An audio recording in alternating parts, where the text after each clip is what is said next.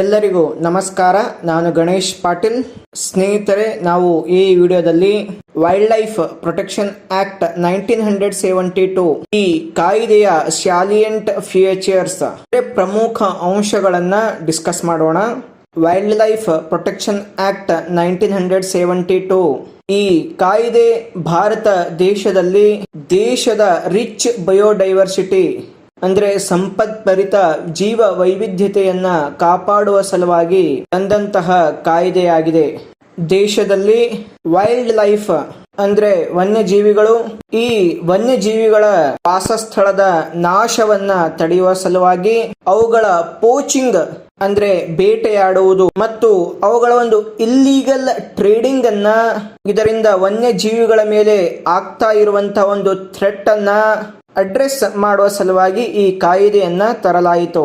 So ಅದಕ್ಕಾಗಿ wild life ವನ್ಯಜೀವಿಗಳು ಮತ್ತು ಅವುಗಳ ವಾಸಸ್ಥಳವನ್ನ ರಕ್ಷಣೆ ಮಾಡುವ ಸಲುವಾಗಿ, ಕನ್ಸರ್ವೇಷನ್ ಮಾಡುವ ಸಲುವಾಗಿ ಮತ್ತು ಮ್ಯಾನೇಜ್ಮೆಂಟ್ ಮಾಡುವ ಸಲುವಾಗಿ ತಂದಂತಹ ಲೀಗಲ್ ಫ್ರೇಮ್ವರ್ಕ್ ಈ ವೈಲ್ಡ್ ಲೈಫ್ ಪ್ರೊಟೆಕ್ಷನ್ ಆಕ್ಟ್ 1972 ಆಗಿದೆ.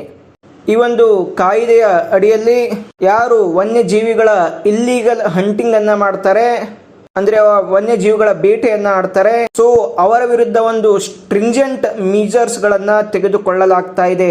ಈ ಕಾಯ್ದೆಯ ಸೆಕ್ಷನ್ 9 ಯಾವುದೇ ವನ್ಯ ಪ್ರಾಣಿಗಳ ಹಂಟಿಂಗ್ ಅನ್ನ ನಿಷೇಧ ಮಾಡಿದೆ.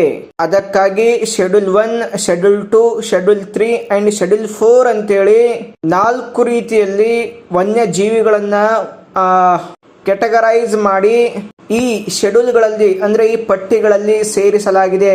ಅಥಾರಿಟೀಸ್ಗಳ ಪರ್ಮಿಷನ್ ಇಲ್ಲದೆ ಯಾರು ಕೂಡ ಈ ಪ್ರಾಣಿಗಳನ್ನ ಬೇಟೆ ಆಡೋ ಹಾಗಿಲ್ಲ. ಈ ಶೆಡ್ಯೂಲ್ ಕೆಟಗರೀಸ್ ಅನ್ನ ಅವುಗಳ ಕನ್ಸರ್ವೇಷನ್ ಸ್ಟೇಟಸ್ ನ ಆಧಾರದ ಮೇಲೆ ಕೆಟಗರೈಸ್ ಮಾಡಲಾಗಿದೆ. ಮೊದಲಿಗೆ ಹೇಳೋದಾದ್ರೆ ಶೆಡ್ಯೂಲ್ 1 ನಲ್ಲಿ ತುಂಬಾ ಮೋಸ್ಟ್ ಎಂಡೇಂಜರ್ಡ್ ಸ್ಪೆಸೀಸ್ ಗಳನ್ನ ಲಿಸ್ಟ್ ಮಾಡಲಾಗಿದೆ. ಈ ಶೆಡ್ಯೂಲ್ 1 ನಲ್ಲಿ ಬರುವಂತಹ ಎಂಡೇಂಜರ್ಡ್ ಸ್ಪೆಸೀಸ್ ಗಳನ್ನ ಪ್ರೊಟೆಕ್ಷನ್ ಮಾಡುವಂತದ್ದು ಈ ಆಕ್ಟ್ ನ ಒಂದು ಪ್ರಮುಖ ಉದ್ದೇಶವಾಗಿದೆ. ನಂತರ ಹಾಗೆ ಅವುಗಳ ಕನ್ಸರ್ವೇಷನ್ ಸ್ಟೇಟಸ್ ಆಧಾರದ ಮೇಲೆ ವೈಲ್ಡ್ ಅನಿಮಲ್ಸ್ ಗಳನ್ನ ಈ ಶೆಡ್ಯೂಲ್ 2, ಶೆಡ್ಯೂಲ್ 3, ಶೆಡ್ಯೂಲ್ 4 ಕ್ಯಾಟಗರೀಸ್ಗೆ ಸೇರಿಸಲಾಗಿದೆ.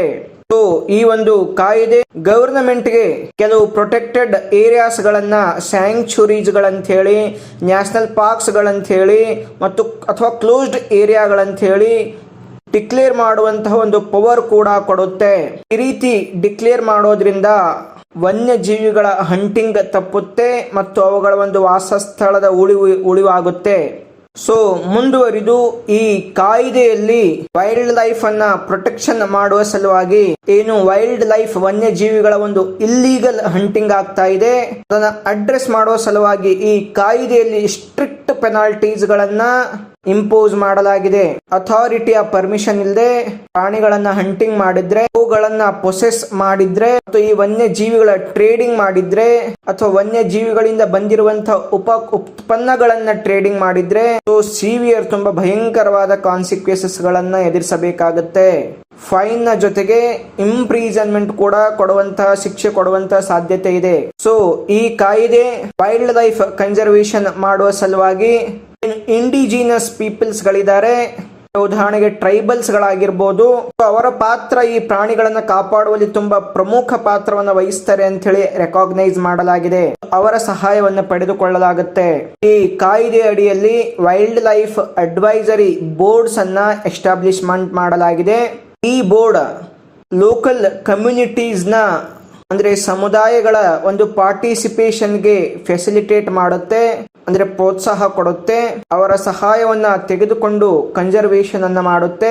ಮಾನವರು ಮತ್ತು ಪ್ರಾಣಿಗಳ ಮಧ್ಯೆ ಅವಾಗ ಆಗುವಂತಹ ಒಂದು ಕನ್ಫ್ಲಿಕ್ಟ್ಸ್ ಅನ್ನ ತೊಡೆದು ಹಾಕಿ ಈ ಪ್ರಾಣಿಗಳು ಮತ್ತು ಮನುಷ್ಯರ ಮಧ್ಯೆ ಒಂದು ಸಸ್ಟನೇಬಲ್ ಕೋ ಎಕ್ಸಿಸ್ಟೆನ್ಸ್ ಆಗುವಂತೆ ಪ್ರಮೋಟ್ ಮಾಡಲಾಗುತ್ತೆ.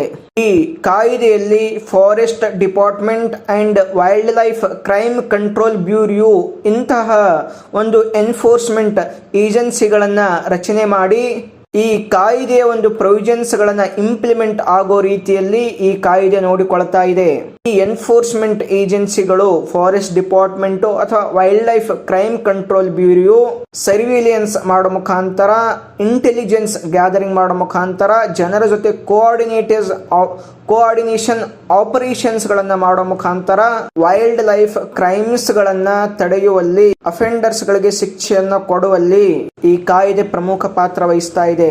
ಹೀಗೆಲ್ಲ ಇಷ್ಟೊಂದು ಸ್ಟ್ರಿಕ್ಟ್ ಆದಂತಹ ಆಕ್ಷನ್ಸ್ ಗಳಿದ್ರೂ ಕೂಡ ಹಲವಾರು ಚಾಲೆಂಜಸ್ ಗಳಿವೆ. ಎಫೆಕ್ಟಿವ್ ಆಗಿ ಇಲ್ಲಿಗಲ್ ಟ್ರೇಡಿಂಗ್ ಅನ್ನ ಮತ್ತು ಇಲ್ಲಿಗಲ್ ಹಂಟಿಂಗ್ ಅನ್ನ ತಡೆಯಕ್ಕೆ ಆಗ್ತಾ ಇಲ್ಲ. ಮಾನವರಿಂದ ಆಗ್ತಾ ಇರುವಂತಹ ಎನ್ಕ್ರೋಚ್ಮೆಂಟ್ ಹಾಗೂ ಪ್ರಾಣಿಗಳ ವಾಸಸ್ಥಳ ನಾಶವಾಗ್ತಾ ಇರೋದನ್ನ ತಡೆಯೋದಿಕ್ಕೆ ಆಗ್ತಾ ಇಲ್ಲ. ಕಾರಣಗಳು ಹಲವಾರಿವೆ.